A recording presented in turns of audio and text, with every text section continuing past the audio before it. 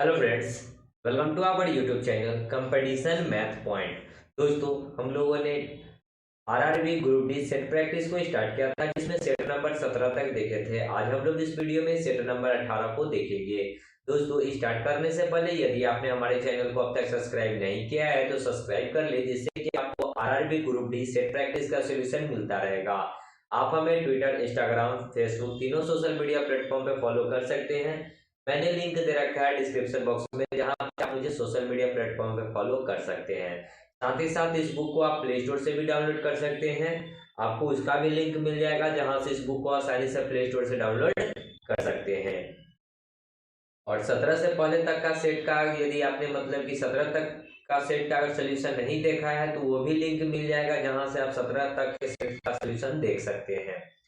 तो चलिए शुरू करते हैं आज का अगला प्रश्न। जो प्रश्न स्टार्ट होंगे वो आपके स्क्रीन पे है, ज्योमेट्री से प्रश्न है। ठीक है, करने की कोशिश कीजिए, बहुत आसान प्रश्न है। जिन स्टूडेंट को नहीं आ रहा है उनका बेसिक प्रॉब्लम है। ठीक है, तो बेसिक जिनका अगर बढ़िया है वो आसानी से इस प्रश्न को कर सकते हैं। चलिए शुरू करते हैं। ओके, तो देखिए प्रश्न है 12 नंबर। आपको दिख रहा होगा प्रश्न। चलिए, प्रश्न जो है नहीं दिख रहा होगा क्योंकि क्वेश्चन है। ओके, प्रश्न है कि आरेख में एम जो है वाई जेड का मध्य बिंदु है। ठीक है, एक आरेख है इस प्रकार का, ये एक्स है, ये वाई है, ये जेड है। इसका ये मध्य बिंदु है। ठीक है, ये मिड पॉइंट है। मध्य बिंदु का मतलब क्या हुआ कि ये जितना होगा उतना ही ये भी होगा। मतलब कि यहां से यहां तक का जो होगा ये कहाँ पे है, मिड पॉइंट एम है, कोई मिड पॉइंट, यानी कि वाई एम जितना होगा उतना ही क्या होगा, एम जेड होगा। ओके, कहता है क्या कि angle X M Z, X M Z ये वाला जो एंगल दे रखा है वो कितना है, 32 डिग्री है। फिर आपको कह रहा है कि X Y Z, X Y Z, ठीक है, ये कितना दे रखा है, 16 डिग्री। ये एंगल 16 डिग्री है। आपसे पूछा गया है कि एंगल एक्स जेड वाई का मान बताना है। एक्स जेड वाई यानी कि ये वाला एंगल आपको बताना है कि कितना होगा। ओके, प्रश्न बहुत आसान है, कुछ नहीं करना है। अगर ये देखिए कि ये एंगल अगर बराबर है इसके, ठीक है, और ये एंगल अगर 16 डिग्री है तो ये इसके सामने वाली भुजा ये, ठीक है, अगर ये देखिए सबसे पहले इसके सामने वाली भुजा इसको नहीं लेते हैं। ठीक है, अगर ये 32 है, ये सीधी लाइन है, तो ये एंगल कितना डिग्री का होगा, तो सीधी रेखा जो होती है 180 डिग्री की होती है। ठीक है, सीधी लाइन कितनी की होती है, 180 डिग्री का। तो ये 32, तो ये कितना हो जाएगा, 180 में से इसको घटाएंगे तो ये आएगा 148। ओके, यानी कि ये वाला जो एंगल है, अगर मैं बात करूं इस एंगल की, तो ये एंगल कितना हो गया, 148। ओके, ये एंगल निकल के आ गया 148, ये 16, तो ये वाला एंगल फिर कितने डिग्री का होगा। तो आप कहिएगा कि सर एंगल के त्रिभुज के तीनों कोणों का योग कितना होता है, 180 डिग्री। तो 148 16, तो ये भी 16 होगा, तब ना 180 होगा। 16 16 32 और 148 जोड़िएगा तो 180 जुड़ जाएगा। यानी कि ये क्या हो गया, ये एंगल 16, ये एंगल 16, इसके सामने वाली भुजा ये और इसके सामने वाली भुजा ये क्या हो गया, बराबर हो गया। यानी क्या कि ये लाइन और ये लाइन भी क्या होगा, आपस में बराबर होगा। तो ये एंगल, तो इसके सामने वाली भुजा ये और ये इसके सामने वाली भुजा ये दोनों क्या होगा, आपस में बराबर होंगे। ओके, तो मतलब क्या कि ये तीनों का योग कितना होना चाहिए था, 180 डिग्री। इस वाले त्रिभुज में कितना होना चाहिए था, 180 डिग्री। तो 180 डिग्री अब माइनस में ये वाला एंगल आपको दे रखा है 32, घटा लीजिएगा तो कितना आएगा, 148। ओके, 148 आ गया। अब देखिए कि ये दोनों एंगल आपस में क्या होंगे, बराबर होंगे। जैसे ये दोनों एंगल 16 16 डिग्री का हुआ, वैसे ही ये दोनों एंगल भी आपस में बराबर होंगे। तो इसको 2 से भाग कर दीजिए, कितना जाएगा, 7 4, यानी कि 74 डिग्री। यानी कि ये एंगल भी आपका 74 डिग्री का होगा और ये एंगल भी कितना होगा, 74 डिग्री का होगा। ठीक है, तो आप देख लीजिए 74 कहाँ है ऑप्शन में, तो डी नंबर ऑप्शन आपको दिख रहा होगा, 74 74। ओके, तो ये बेसिक क्वेश्चन था, इसमें कोई टेंशन वाली बात नहीं है। सभी स्टूडेंट को समझ में आया होगा कि क्या था प्रश्न। ओके, चलिए अगला प्रश्न आप लोग बनाने की कोशिश कीजिए। देखिए अगला प्रश्न ये रहा, सर्किल से ये प्रश्न है। ठीक है, तो आप लोग बनाने की इसको कोशिश कीजिए, तब तक हम मिटाते हैं। ठीक है।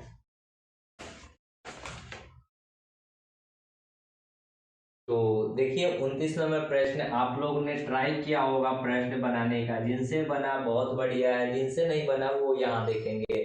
संलग्न आकृति में बिंदु O वृत्त का केंद्र है, एंगल CAO 25 है एवं CBO 35 है, तो AOB कितना होगा ये हमको बताना है। तो देखिए दोस्तों ये सर्किल है, सर्किल का कुछ कंसेप्ट आपको आना चाहिए, तभी आप इस प्रश्न को कर सकते हैं। कहता है इस प्रकार का एक फिगर है, ठीक है,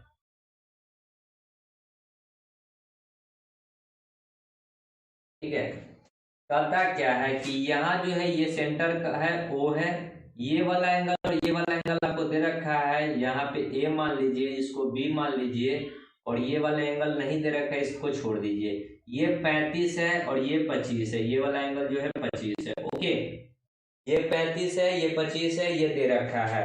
अगर आपको फिगर में अगर मैं इसकी बात करूं, अगर इसको इससे मिला दूं, तो ये देखिए इसको हम मान लेते हैं C, ठीक है। तो OC भी रेडियस होगा, ये OA भी रेडियस होगा, यानी कि त्रिज्या OA, और ये OB भी क्या होगा, त्रिज्या होगा।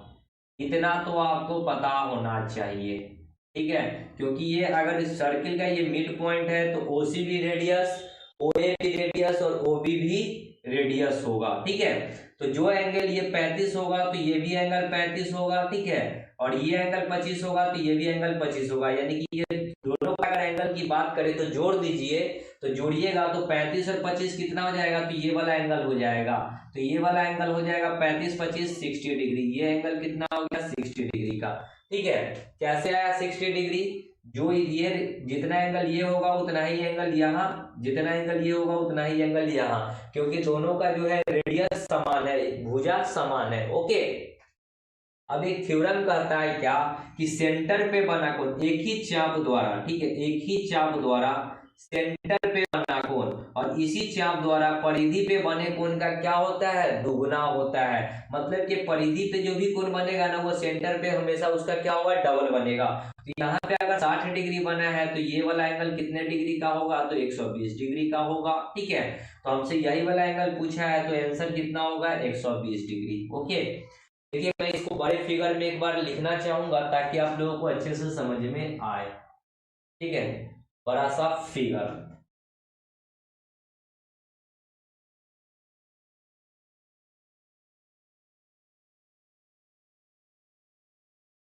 ठीक है।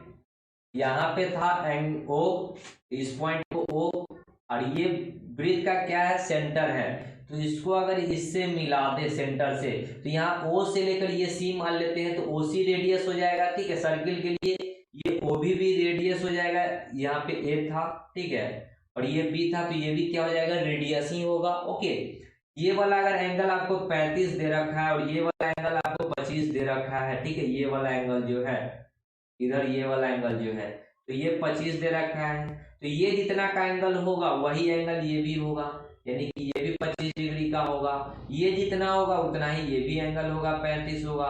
तो इस टोटल एंगल कितना हो जाएगा, 35 25 60 डिग्री नहीं हो गया टोटल एंगल, ठीक है। और थ्योरम कहती है कि एक ही चाप द्वारा सेंटर पे बना कोण और उसी चाप द्वारा परिधि पे बने कोण का क्या होता है, आधा होता है। तो ये अगर 60 डिग्री है तो ये 120 डिग्री होगा, इसका ये आधा बनता है परिधि पे, ठीक है। तो राइट आंसर क्या हो जाएगा, 120 डिग्री, जो कि C नंबर ऑप्शन है, ओके।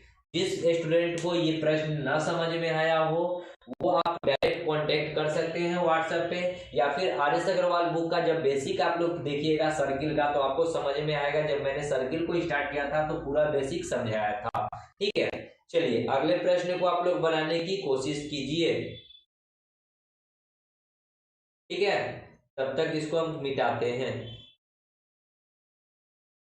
तो देखिए अगला प्रश्न क्या है, 31 नंबर, ठीक है। 31 नंबर प्रश्न कह रहा है कि रूट अंडर 13 माइनस ए रूट 10 बराबर रूट 8 प्लस रूट 5, तो ए का मान बताना है कि क्या है। रूट अंडर 13 माइनस ए रूट 10 बराबर है रूट 8 प्लस रूट 5, ठीक है। इसी को सॉल्व करना है, तो सॉल्व करने सभी को आता है। ये रूट उधर जाएगा तो स्क्वायर हो जाएगा, तो इधर से मैं रूट को हटा देता हूं, इधर क्या हो जाएगा, स्क्वायर हो जाएगा, ओके। ये 13 माइनस ए रूट 10 बराबर रूट 8 का स्क्वायर 8, रूट 5 का स्क्वायर 5, अब प्लस 2ab होता है तो 2 इंटू ए बी, इस दोनों को गुना करेंगे तो 8 बचे 40। ओके, 40 को हम लोग इस प्रकार भी लिख सकते हैं, किस प्रकार देख लीजिए, ठीक है, 10 गुना 4, 10 चौके 40। ओके, 30 माइनस ए रूट 10 बराबर इधर 8 5 13 प्लस, देखिए ये 4 का रूट कितना निकलता है 2, 2 को बाहर निकालेंगे, 2 से गुना करेंगे तो 4 रूट 10। ओके, देखिए यहाँ पे 13 प्लस में, इधर 13 प्लस में, यहाँ रूट 10, यहाँ भी रूट 10, यानी कि क्या बचेगा, सो देखिए माइनस ए बराबर यहाँ पे प्लस का 4, यानी कि माइनस को उधर जाने दीजिए, तो ए का वैल्यू क्या हो गया माइनस का 4, ए का वैल्यू क्या हो जाएगा माइनस का 4, और ए का वैल्यू माइनस का 4 आपको दिख रहा होगा, ऑप्शन नंबर सी। ठीक है, तो किसी को किसी प्रकार की प्रॉब्लम नहीं होनी चाहिए। ठीक है, तो अगला प्रश्न आप लोग बनाने की कोशिश कीजिए, ये रहा अगला प्रश्न, तब तक इसको हम मिटाते हैं।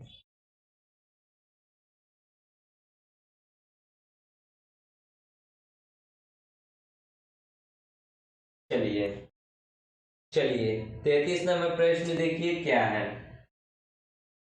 33, ठीक है, दिख रहा है, एक उद्योग में सभी कर्मचारियों का औसत मासिक वेतन 12,000 रुपया, इसमें पुरुष कर्मचारियों का औसत वेतन 12,000। देखिए दोस्तों प्रश्न में थोड़ा इरर है।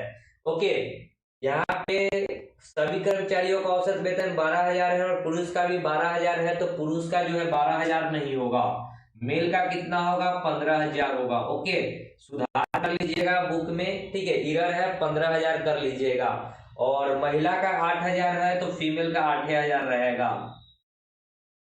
ठीक है, पुरुष का क्या कर लीजिएगा 15,000, 12,000 से हटाकर 15,000 कर लीजिएगा। ओके, महिला 8,000, और ओवरऑल मतलब क्या, सभी का है कितना 12,000, यानी कि पुरुष और महिला मिलाकर है कितना 12,000। एलिगेशन बना लीजिए, ये 3 0 3 0 3 0 कट गया, 12 में से 8 जाएगा 4, रेशियो 15 में से 12 जाएगा 3, आंसर। तो पुरुष और महिला कर्मचारियों का जो अनुपात है वो कितना है 4:3 है, 4:3 कहाँ है, सी नंबर ऑप्शन। ठीक है, तो बुक में थोड़ा इरर है, जहां मेल पुरुष का जो औसत वेतन दे रखा है 12,000, उसको कर लीजिए 15,000। ठीक है, तो जिनको लिखना है लिख सकते हैं, बाकी बात स्टूडेंट उतार ले। हम अगला क्वेश्चन लगाते हैं, देखिए अगला क्वेश्चन क्या है। चलिए बनाने की कोशिश कीजिएगा सभी कोई इस प्रश्न को, और दोस्तों यही सब प्रश्न आपको रेलवे में आएगी, इससे हटके कुछ नहीं पूछने वाला है, तो ज्यादा बड़ा बड़ा क्वेश्चन या फिर हार्ड क्वेश्चन देखने से कोई फायदा नहीं है। चलिए इसको मिटाते हैं और अगला प्रश्न बनाने की कोशिश कीजिए। प्रश्न आपके स्क्रीन पे रहा, प्रश्न है यदि किसी वस्तु की बिक्री मूल्य 52,550 रुपया हो और उस पर 7.5% छूट हो तो उसका अंकित मूल्य ज्ञात करना है। 7.5% छूट है तो सामान कितना का होगा, देखिए 7.5% छूट है तो सामान होगा, पहले क्वेश्चन 35 है, 7.5% छूट है यानी कि कितना 92.5 में बिकेगा सामान, 92.5%, इसमें जब 7.5 जोड़ेंगे तो ये 100 हो जाएगा। ठीक है, और इतना में सामान बिका, और बिका कितना में, तो वो दे रखा है 92.50, 92.50। ठीक है, छूट मतलब क्या, 100 में से घटा लेंगे तो 92.5% हो गया बिक्री मूल्य, और बिक्री मूल्य है कितना 5250। आपको अंकित मूल्य बताना है तो यहाँ से 100% निकाल दीजिए बराबर x, जब x निकालेंगे तो क्रॉस गुना करेंगे तो क्या हो जाएगा 92.50 इंटू 100, अब बट्टा में 52.5, इस पॉइंट को हटाएंगे तो ऊपर में 1 0, 52.5 से कट जाएगा 10, यानी कि x का वैल्यू कितना हो गया 10 गुना 1000, यानी कि 10,000। ठीक है, ऑप्शन में देखिए 10,000 कहाँ है, सी नंबर। ओके, चलिए अगला प्रश्न की ओर बढ़ते हैं, जिनको लिखना है लिख सकते हैं। चलिए अगला प्रश्न ये रहा आपके स्क्रीन पे, और बनाने की कोशिश कीजिए सभी कोई, बहुत आसान आसान प्रश्न रहता है और आप लोग हल्ला करते हैं, सिर्फ रिसर्च सेट प्रैक्टिस कराइए। ठीक है, मिटाते हैं। चलिए अगला प्रश्न है, एक वर्गाकार चतुर्भुज का परिमाप 20 सेंटीमीटर है। वर्गाकार है, चतुर्भुज है, ठीक है। समचतुर्भुज मतलब क्या, वर्ग ही है मान लीजिए, ठीक है।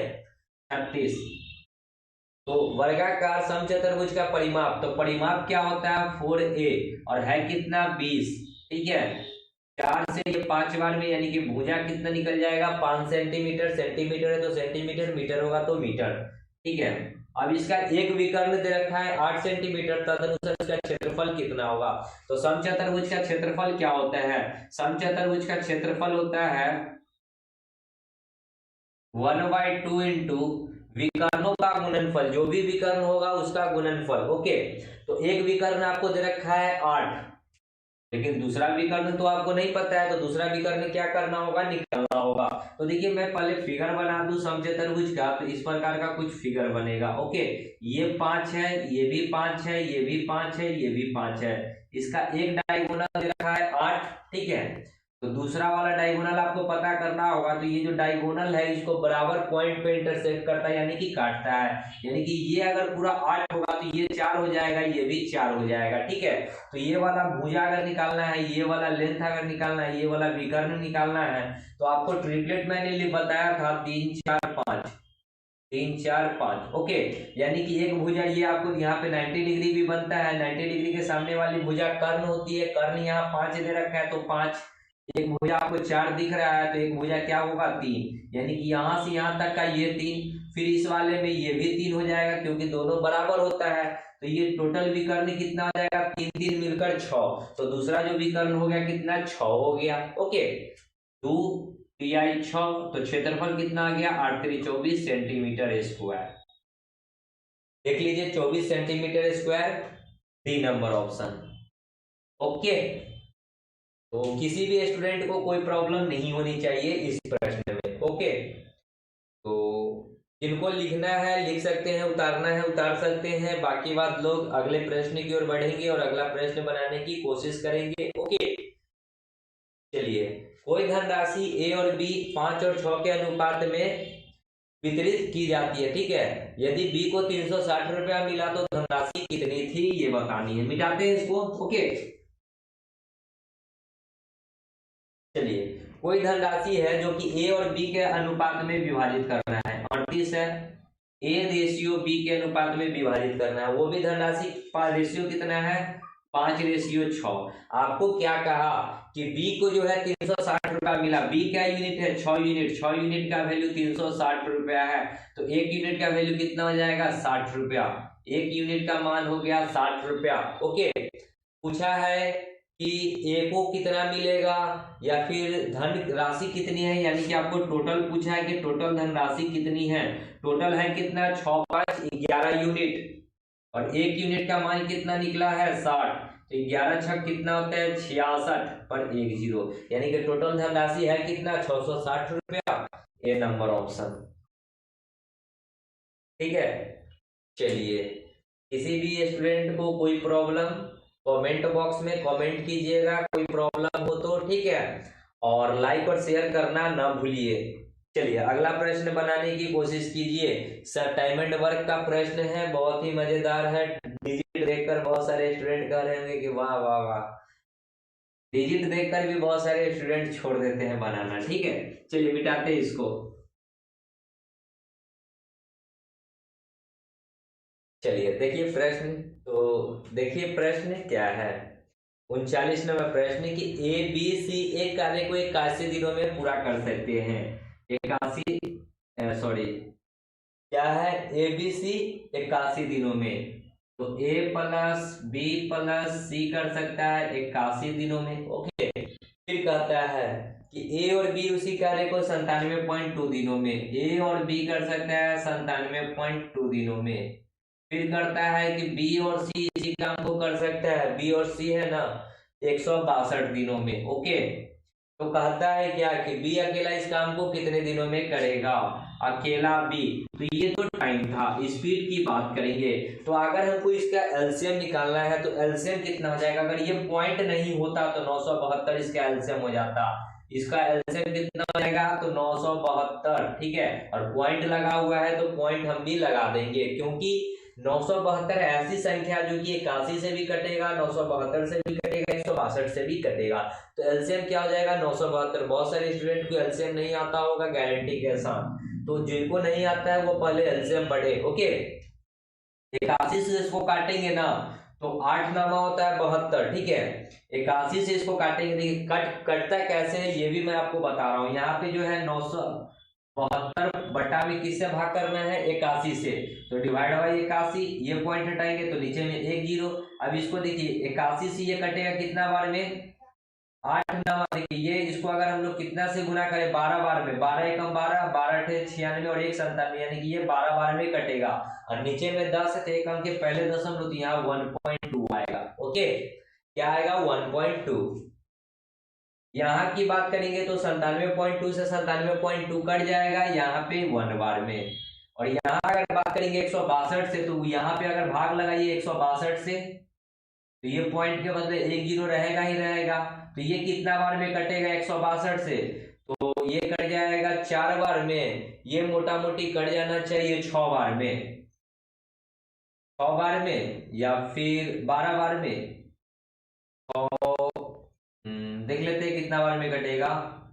6 दूना 12, 6 1 36, 1 6 37, 6 1 66, इससे ये कट जाएगा 6 बार में। और 10 है तो एक अंक के पहले दशमलव बैठेगा यानी कि 0.6। ओके, तो ये स्पीड आपका आ चुका है। ओके, ये स्पीड आपका आ चुका है। आपको काम करवाना है बी से, तो बी से काम करवाने के लिए अगर हमको निकालना होगा बी, तो कैसे निकालेंगे, तो इस दोनों को जोड़िए, इस दोनों को जोड़ेंगे तो यहाँ ए है और यहाँ 2 बार बी है, तो इसको इस प्रकार लिख सकते हैं ए प्लस 2b प्लस सी बराबर, इसको जोड़ेंगे तो 1.6 हो जाएगा।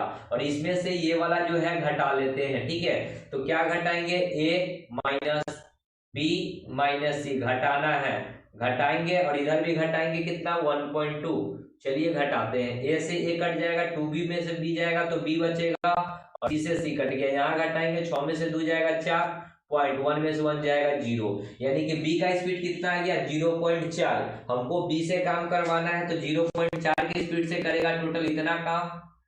पॉइंट से पॉइंट कट जाएगा, 4 से उसको भाग लगा दीजिए, 4 दूनी 8, 1 7, 4 चौका 16, 4 तिया 12, 243 दिन में काम समाप्त करेगा। और 243 दिन कहाँ दिख रहा है, तो डी नंबर ऑप्शन दिख रहा है।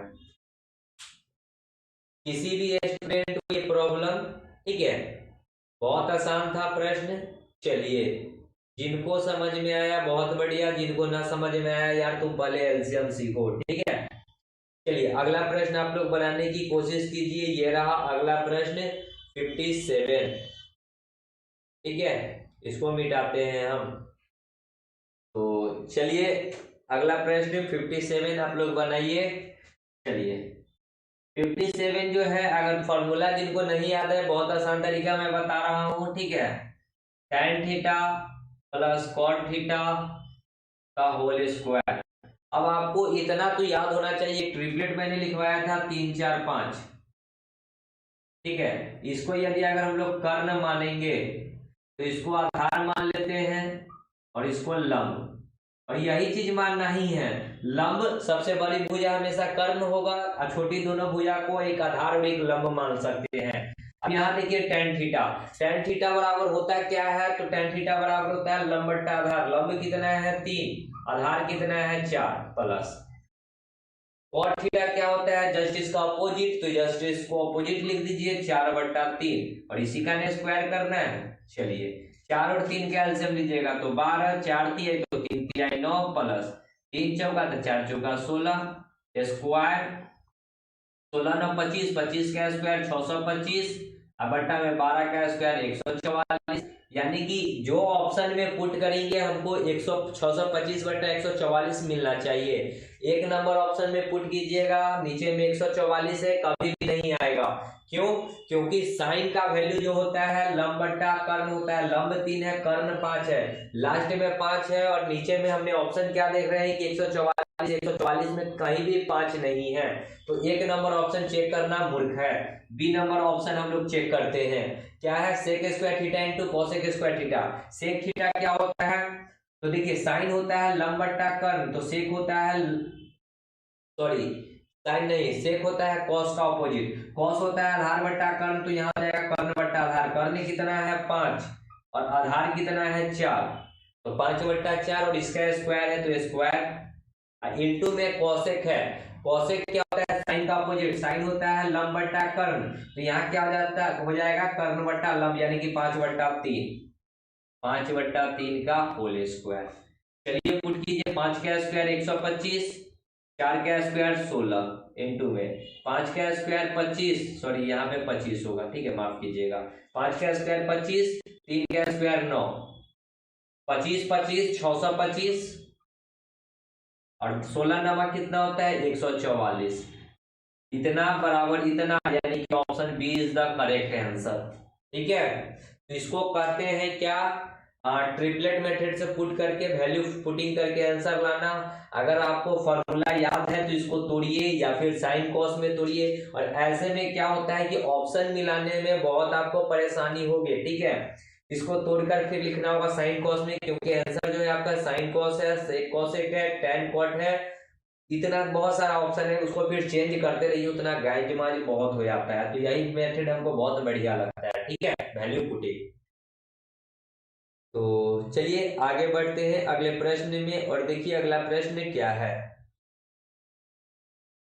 चलिए 58 नंबर प्रश्न करने की कोशिश कीजिए, इसको मिटाते हैं।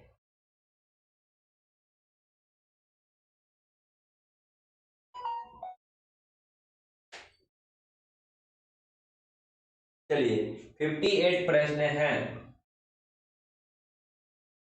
दिख रहा है कि यदि 371F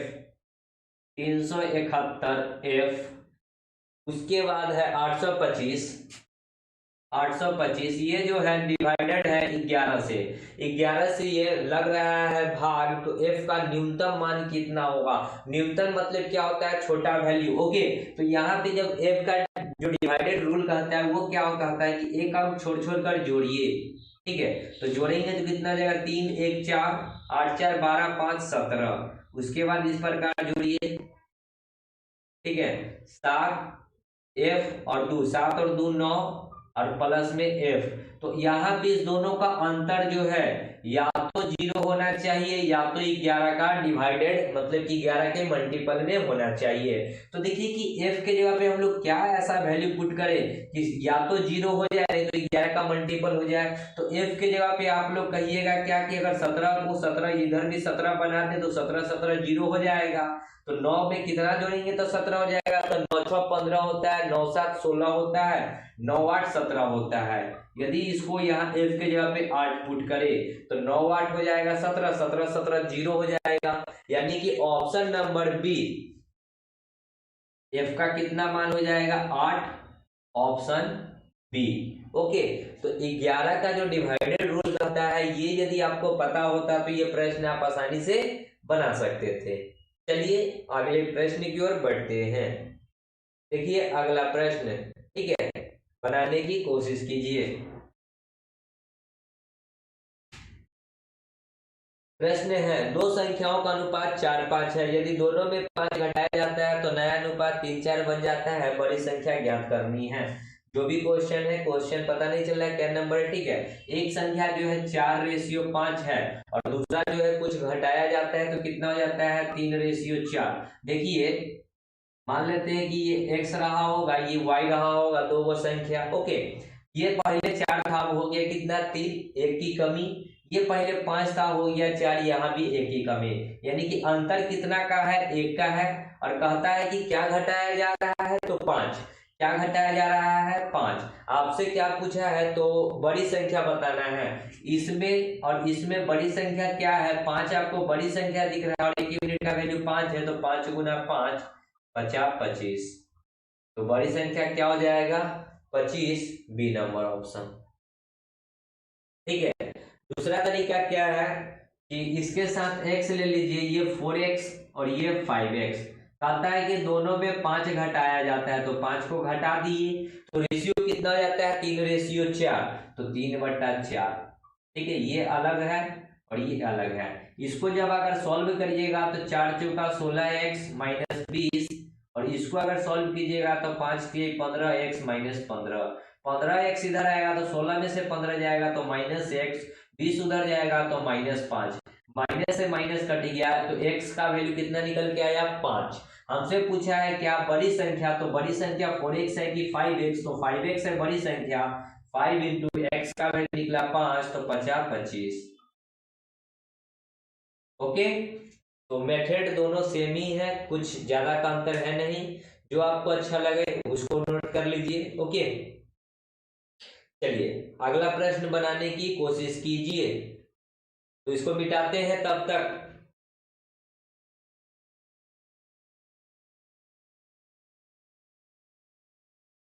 अगला जो प्रश्न है, एक वस्तु को 2% तथा 16% के लाभ पर बेचने पर विक्रय मूल्य में 3 रुपए का अंतर है, दोनों के विक्रय मूल्य का अनुपात कितना होगा ये बताना है। देखिए 2% लाभ है तो कितना हो जाएगा, क्वेश्चन नंबर शायद 64 लग रहा है, ठीक है। 2% लाभ है तो 102 हो जाएगा, और एक को बेच रहा है 16% लाभ तो 116 हो जाएगा। काट दीजिए तो 17 छक्का 102, 17 17 नहीं कटेगा, इसको 2 से काटते, ये 5 ये 1, इसको काटेंगे 2 से तो ये कितना बार में 5 दूना 10, 8 दूना 16, फिर कटेगा 17 3 51, 8 5 13, 17 3 17 54 नहीं 17 यानी कि 51 रेशियो 58 होना चाहिए, ठीक है, जो कि आपको ए नंबर ऑप्शन दिख रहा है, ठीक है, तो राइट आंसर। इसके आगे आप नहीं काट सकते हैं, इसके लिए इतना ही पे आपका आंसर रह जाएगा, ए नंबर ऑप्शन 51 58 दिख रहा है, ठीक है। चलिए आगे बढ़ते हैं अगले प्रश्न की ओर। प्रश्न संख्या 65 देखिए, मिस्टर सुदर्शन एक बस 15%। चलिए बनाने की आप लोग कोशिश कीजिए, इसका आंसर यही रहेगा 51 58। आगे 65, मिस्टर सुदर्शन एक बस 15% हानि पे 22,500 में बेचता है, उसको 15% लाभ प्राप्त करने के लिए बस को किस कीमत पर बेचनी होगी। तो 15% हानि पर बेचा तो बेचा कितना में होगा 85 पे, ठीक है। 15% हानि पे बेचा तो बेचा कितना में होगा 85 पे, और बेचा कितना में, तो देखिए 22,500। कहता है कि उसको 15% लाभ प्राप्त करना है तो 115 निकाल दीजिए बराबर x, क्रॉस गुना कीजिएगा, x निकालिएगा तो 22,500 इंटू में 115 डिवाइड बाई 85, 17 पचे 85, 17 पचे 85 तो ये 23 पचे 105 15, ठीक है। 17 से ये कटेगा कितना बार में, 17 एकम 17, 3 दू 5 5, 17, देखिए ये नहीं कट रहा है, और ये पॉइंट में आंसर आएगा, और पॉइंट में एक ही ऑप्शन आपको दिख रहा है ए नंबर, ठीक है। पॉइंट में ये आंसर आएगा और ये एक ही ऑप्शन दिख रहा है ए नंबर पॉइंट में, तो इसका जब गुना कीजिएगा तो गुना करके पहले वाला ही ऑप्शन आएगा 30,441.17, 30,441 नहीं है 1441 है, ठीक है, 0.17 यही आएगा, क्योंकि नहीं कट रहा है, जब गुना कीजिएगा तो इतना ही आएगा। 17 से ये कट जाना चाहिए था लेकिन नहीं कट रहा है, इसको इससे गुना करके 17 से भाग कर लीजिएगा, इतना आ जाएगा। ओके, चलिए अगला प्रश्न बनाइए। ये तो सिंप्लीफिकेशन है, बहुत लोग कर लेंगे, ठीक है, मिटाते हैं इसको। चलिए 80 भागा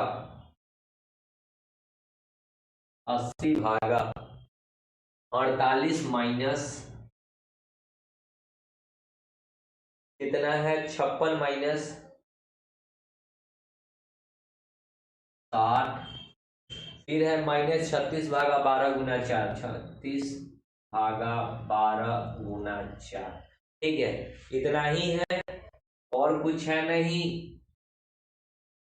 ये बोर्ड मास का रूल पे बनेगा। बोर्ड मास का रूल कहता क्या है कि सबसे पहले छोटी ब्रैकेट का काम, तो सबसे पहले छोटी ब्रैकेट में किसका काम होगा, भाग का, तो 12 से ये कट जाएगा, 3 बार में 36, 3 को 4 से गुना करेंगे तो 4 तिहाई 12, 60 में से 12 घटाएंगे तो कितना आ जाएगा, देखिए ये 60 और 4 तिहाई 12, यानी कि 60 में से 12 घटाएंगे तो 48, और 48 में से 56 घटाइए कितना आ जाएगा 2 6 2 8, फिर 40 में से 8 घटाइएगा, सॉरी 48 में से 8 को घटाइएगा क्योंकि यहाँ माइनस लगा हुआ है, तो यहाँ आएगा 40।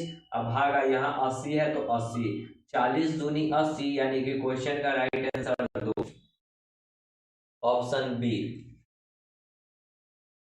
चलिए, किसी को किसी प्रकार की प्रॉब्लम नहीं होनी चाहिए ये सब प्रश्न में। ओके, अगला प्रश्न देखिए क्या कहता है, आप लोग स्क्रीन पे रहा, ये भी सिंप्लीफिकेशन है, कर लीजिएगा। ठीक है, चलिए, बहुत सारे स्टूडेंट का कहना है कि करवा दीजिए। चलिए, प्रश्न जो है आप लोगों को तो दिख रहा होगा किसी, देखिए 66 नंबर प्रश्न है -12। देखिए, जो भी है प्रश्न उसको लिख लेते हैं पहले। ठीक है, ऐसे तो आप लोग बना ही सकते हैं, मुझे पता है। 11 प्लस फिर ब्रैकेट 7 गुना माइनस में 4 है, नहीं माइनस में 3 है। ठीक है, और भागा है 4 इंटू में 4 13, फिर है माइनस, फिर माइनस का 3 इंटू माइनस का 6, यही है। ठीक है, सबको दिख रहा होगा, तो सॉल्व करिएगा, बहुत आसान है। अगर इधर वाले को पहले सॉल्व करते हैं तो ब्रैकेट का काम, यानी कि 7 और 3 को गुना करेंगे तो 21 आएगा, 7 3 21, माइनस में आएगा 21, माइनस 21 में से 11 को घटाएंगे तो माइनस में कितना आ जाएगा, माइनस में 20, माइनस में 10 आएगा, माइनस में 10 और माइनस में 12, माइनस माइनस होता है प्लस, और 12 गुना 10 120 हो जाएगा। यानी कि इधर का जब काम किए तो 120 आया, यहाँ भाग में है तो भाग, इसको अगर काम करेंगे तो 6 3 18 हो जाएगा, प्लस में 6 और 3 को गुना करेंगे तो माइनस माइनस होगा प्लस, यानी कि यहाँ माइनस है लगा हुआ तो फिर माइनस में हो जाएगा, यानी कि 4 और 13 में से 18 जाएगा तो कितना बचेगा, माइनस का 5, माइनस का 5 और गुना में, देखिए ना 13 में से 18 जाएगा तो माइनस का 5 आएगा, और 4 से गुना करेंगे तो 5 का यहाँ कितना हो गया, माइनस का 20। बस इसको भाग कर दीजिए माइनस का 20 से, एक जीरो से एक जीरो, दूसरे ये 6 बार में यहाँ माइनस लगा हुआ है तो माइनस लगा दीजिए, यानी कि -6 आंसर, और -6 कहाँ है, सी नंबर ऑप्शन। ओके, किसी को किसी प्रकार की कोई प्रॉब्लम इस प्रश्न में नहीं होनी चाहिए। ठीक है, चलिए अगला प्रश्न आप लोग देखिए, 2 रेलगाड़ी ट्रेन वाले प्रश्न हैं। ठीक है, बनाइए सभी कोई ट्रेन को, इसको मिटाते हैं। ओके, जिनको लिखना है लिख सकते हैं, उतारना है उतार सकते हैं, स्क्रीनशॉट लेना है स्क्रीनशॉट ले सकते हैं।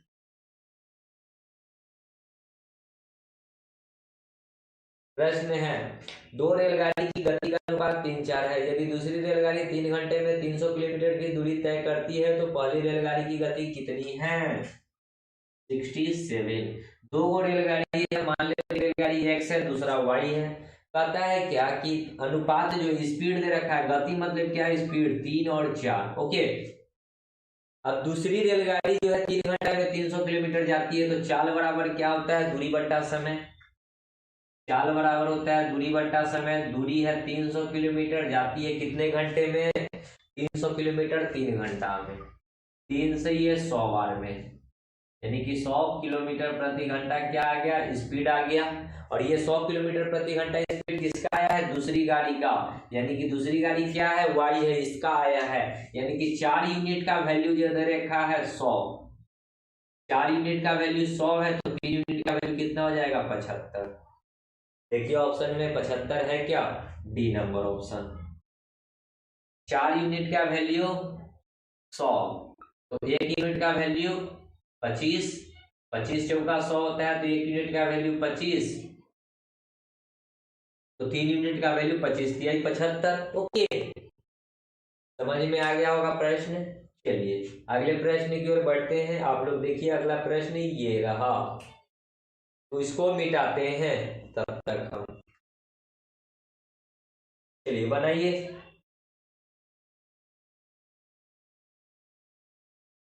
अगला प्रश्न है 68,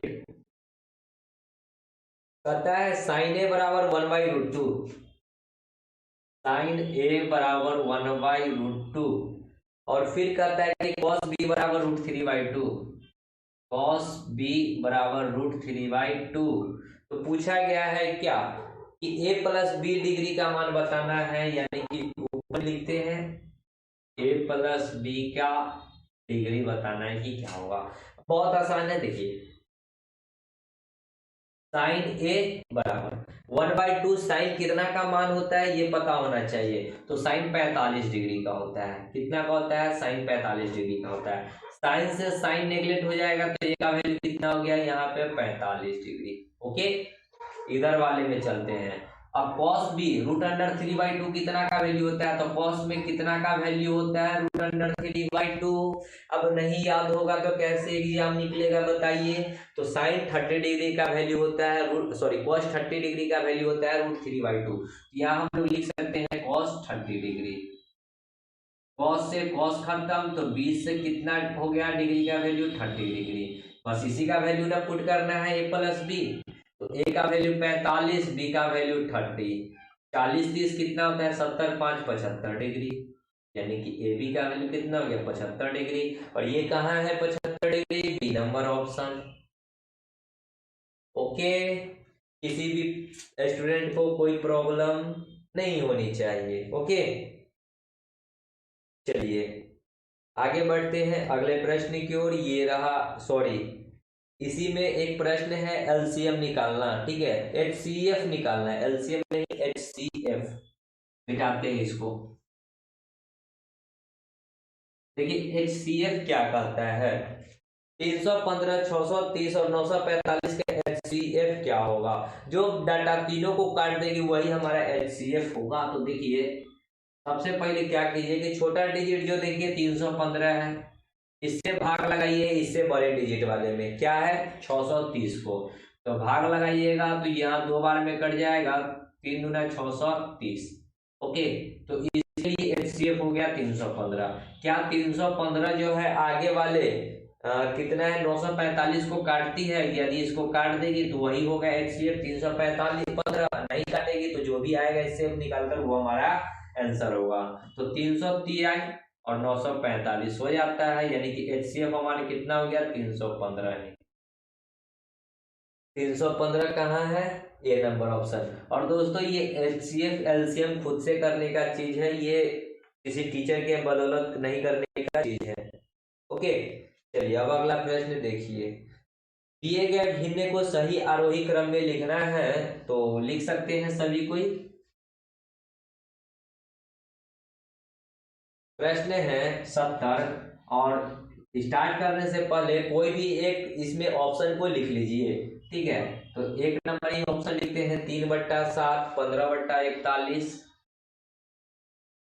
फिर क्या है 19/35 और उसके बाद है 7/11। अब लिखना किस क्रम में है? तो आरोही क्रम। आरोही क्रम मतलब क्या होता है? बढ़ते हुए क्रम में, सबसे छोटा उससे बड़ा उससे बड़ा। ठीक है, इसको क्या कीजिए अपने मन से एक 0 बैठा दीजिए सब में। अब इसको अगर हम लोग भाग लगाएंगे तो 7 चौक 28, 4.20 यानी कि 7 3 21 यानी कि 4.3 आएगा यहाँ पे। इसको अगर भाग लगाएंगे तो 40 तिहाई 120, 40 चौका यानी कि 3 बार में। ठीक है, पॉइंट। फिर अगर आगे भाग लगाएंगे तो 41 से, देखिए यहाँ पे थोड़ा सा अगर हम लोग भाग लगा ले थोड़ा सा, तो कितना आएगा? 150 को 41 से भाग लगाएंगे तो 3.6 के अप्रोक्स में आएगा। अगर इसको भाग लगाएंगे तो 30 6 3 18 यानी कि 6 पॉइंट समथिंग आएगा। ठीक है, यहाँ पे कितना जाएगा? 6 पॉइंट समथिंग नहीं आएगा, 190 भागा 35 करना है तो यहाँ पे आएगा 5.4। और इसको अगर भाग लगाएंगे तो 11 6 66, फिर पॉइंट 66 4 70 4 0 तो 11 3 33। ओके, अब इसमें आपको देखिए कि सबसे बड़ा वैल्यू कौन, मतलब सबसे छोटा वैल्यू कौन है? सबसे छोटा वैल्यू 150/41 वाला नजर आ रहा है। तो 150 में हमने 0 अपने मन से ऐड किया था तो इसको लिख देंगे 15/41। इससे बड़ा वैल्यू कौन दिख रहा है? तो इससे बड़ा वैल्यू 4.3 वाला दिख रहा है जो कि 3/7 था। अब 3/7 से बड़ा वैल्यू यानी 4.3 से बड़ा वैल्यू क्या है 5.4, क्योंकि 19/35 है, और इससे बड़ा वैल्यू जो है ये है 7/11। इस क्रम में देख लीजिए ऑप्शन कौन सा जो है आपका मैच कर रहा है, 15/41, 3/7, 19/35, 7/11, बी नंबर ऑप्शन मैच कर रहा है। तो राइट आंसर बी। ओके, अगला प्रश्न देखिए स्क्रीन पे, ये रहा। बनाने की कोशिश कीजिए सभी कोई। मिटाते हैं।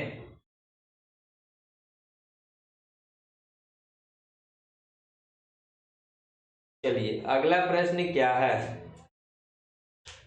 15,000 रुपए की धनराशि एक वर्ष में ब्याज की एक निश्चित दर से 15,900 रुपये हो जाती है। ब्याज की दर बतानी है कि क्या होगी। तो देखिए P into R into T divide by क्या होता है 100 बराबर, देखिए वो कितना गया, तो 15,000 से बढ़ के कितना हो गया 15,900, तो ये क्या निकलता है ये सही, यानी कि साधारण ब्याज। प्रिंसिपल कितना है तो 15,000 रुपया है। आर हमको बताना है, रेट बताना है, समय 1 साल दे रखा है, इंटू में 1,100 सॉरी बराबर। अगर ब्याज कितना है तो मूलधन में से मिश्रधन में से मूलधन घटा देंगे, यानी कि 15,900 में से 15,000 घटाएंगे तो ब्याज कितना है 900 रुपया है। ठीक है, बस काट लीजिए, 2 जीरो से 2 जीरो, 1 जीरो से 1 जीरो, 15 छक्का 90, यानी कि आर कितना हो गया 6%। और 6% कहाँ है सी नंबर। ओके, आप ऐसे भी कर सकते हैं, 900 रुपया हमको इंटरेस्ट आया कितने पे तो 15,000 पे, और इंटू में 100, 2 जीरो से 2 जीरो, 1 जीरो से 1 जीरो, 15 छक्का 90, यानी कि 6%। तो मैं इतना भी कर सकता था, लेकिन बहुत सारे स्टूडेंट को नहीं समझ में आता, इसलिए थोड़ा प्रोसेस हम लोग चले हैं। ठीक है, चलिए अगला प्रश्न आप लोग बनाइए। ये रहा, एक जनसंख्या का मानक विचलन 9.5 है, तो इसका प्रसरण क्या होगा ये बताना है। ठीक है, चलिए इसको मिटाते हैं। तो देखिए प्रश्न जय नंबर भी प्रश्न हो, सॉरी, एक जनसंख्या 72 नंबर है। ठीक है, एक जनसंख्या का मानक विचलन 9.5 है, तो इसका प्रसरण क्या होता है। तो प्रसरण होता क्या है, प्रसरण विचलन का स्क्वायर, विचलन का स्क्वायर। ठीक है, वो क्या होता है प्रसरण होता है। तो विचलन के स्क्वायर कर दीजिए, विचलन है कितना 9.5, तो 9.5 के स्क्वायर। तो इस एक बार आप भूल जाइए कि यहाँ पे पॉइंट भी था, क्योंकि स्क्वायर निकालना है। 5 का स्क्वायर होता है 25, 9 का स्क्वायर में 1 बढ़ाकर गुना 10 9 90, और देखिए यहाँ पॉइंट था तो 1 अंक के पहले यहाँ दशमलव था, तो यहाँ स्क्वायर होगा तो 2 अंक के पहले दशमलव आ जाएगा, यानी कि 90.25। 90.25 कहाँ है बी नंबर ऑप्शन। चलिए किसी भी स्टूडेंट को कोई परेशानी, तो प्रसरण क्या होता है विचलन का स्क्वायर, विचलन जो भी दे रखा था 9.5, 9.5 का स्क्वायर कीजिएगा तो आएगा 90 25। ठीक है, अगला प्रश्न देखिए, एक वस्तु 3 सेकंड में 23 मीटर और 2 सेकंड में 15 मीटर की यात्रा करता है। वस्तु का औसत स्पीड बताना है। तो एवरेज स्पीड बराबर क्या होता है कुल दूरी बटा कुल समय। ठीक है, औसत बराबर क्या होता है कुल दूरी, औसत चाल बराबर क्या होता है कुल दूरी बटा कुल समय। तो कुल दूरी कितना है, तो देखिए एक बार कहता है कि 23 मीटर गया, दूसरे बार कहता है कि 15 मीटर, तो 23 + 15। कुल समय कितना है, एक बार 3 सेकेंड, एक बार 2 सेकेंड, टोटल 5 सेकेंड। 5 और 3 8, 2 1 3, 38/5। इसको नहीं लगेगा भाग, तो भाग लगा लीजिए, पॉइंट में लिख लीजिए, 7 × 5 = 35.30, 6 × 5 = 30 मीटर प्रति सेकेंड इसका आंसर होगा। लेकिन आपको मीटर प्रति सेकेंड में नहीं है, मीटर प्रति सेकेंड इनवर्स है, मतलब क्या है कि 7.6 मीटर सेकेंड इनवर्स है। और इस प्रकार जो ऑप्शन होगा वही आपका राइट आंसर होगा, और इस प्रकार ऑप्शन सी नंबर है। ओके, तो दोस्तों हमें नहीं लगता है कि इसके आगे कोई प्रश्न है। इसके बाद जो है वही 1 नंबर प्रश्न स्टार्ट हो जाता है। तो यहीं पे आपका जो भी प्रश्न है होता है समाप्त। आशा करते हैं कि सभी प्रश्न आपको समझ में आ गए होंगे। तो मिलते हैं नेक्स्ट वीडियो में, नेक्स्ट सेट में। तब तक के लिए धन्यवाद। जय हिंद, जय भारत, वंदे